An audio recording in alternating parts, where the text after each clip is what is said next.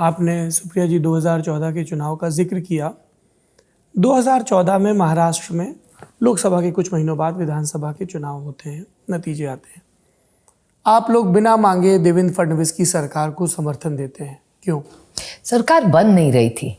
हमारी कोशिश हमेशा रहती है कि सरकार जल्द से जल्द बन जाए। हम सरकार ज्वाइन नहीं कर रहे थे, हम सिर्फ कह रहे थे कि भैया कुछ भी करिए लेकिन सरकार बनाइए, क्योंकि महाराष्ट्र का आम आदमी उसको दिक्कत आ रही थी। वो कोई पॉलिटिकल नहीं था, वो एक सोल्यूशन था कि भैया कुछ भी करिए, चलो हम आ जाते, लेकिन हम सरकार में नहीं जाने वाले थे।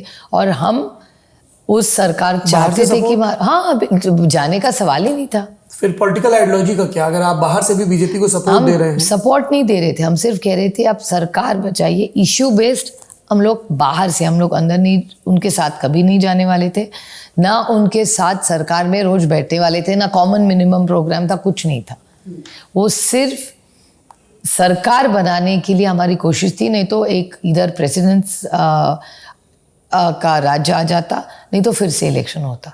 वो किसी भी राज्य के लिए बहुत दिक्कत की बात होती है, बहुत खर्चा होता है इलेक्शन में। तो हमारी सिर्फ कोशिश रही कुछ भी करिए लेकिन सरकार में बैठे, भले बीजेपी बैठे, शिवसेना बैठे, कांग्रेस बैठे, कोई तो जाके वहाँ बैठे। हमें को तो कोई शौक नहीं था जाने का। क्या 2017 में शरद पवार और नरेंद्र मोदी के बीच इस तरह की कोई बातचीत हुई थी जिसमें नए सिरे से एनसीपी और बीजेपी के गठबंधन की बात चल रही थी? देखिए, दो लोगों का मिलना जुलना तो ज़रूर होता था, बहुत बार। उसी एक भी मीटिंग में मैं नहीं थी, तो इसका जवाब सिर्फ शरद पवार या माननीय मोदी जी ही दे सकते। एक दूसरी बात, बहुत सारे प्रस्ताव आए थे, ज़रूर आए थे, आज भी आते हैं। और उसमें गलत क्या है?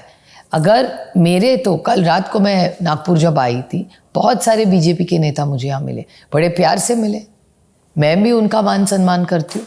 और आज भी ज़रूर मेरी भारतीय जनता पक्ष से लड़ाई ज़रूर है, लेकिन वो आइडियोलॉजिकल लड़ाई है, वैयक्तिक तो लड़ाई है नहीं। शायद अजीत पवार जी और शिंदे जी के जितने दोस्त नहीं होंगे भारतीय जनता पार्टी की दिल्ली के सर्कल में, उससे ज़्यादा मेरे हैं। और सिर्फ रिश्ते नहीं है, मेरे पारिवारिक संबंध है।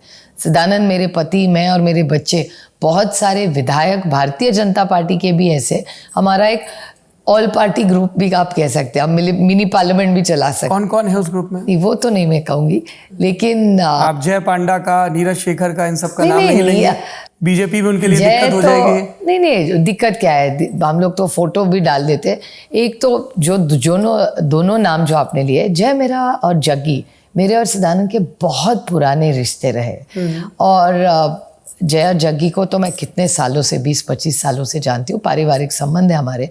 और नीरज तो मेरे भाई है, क्योंकि चंद्रशेखर जी मेरे ताऊ जी रहे हैं। और एक बात नीरज भाई के बारे में आपको बताऊं कि नीरज भाई कहीं भी रहे, हमारे पारिवारिक रिश्ते, क्योंकि चंद्रशेखर जी मेरे ताऊ जी, मेरी शादी उन्होंने फिक्स की थी।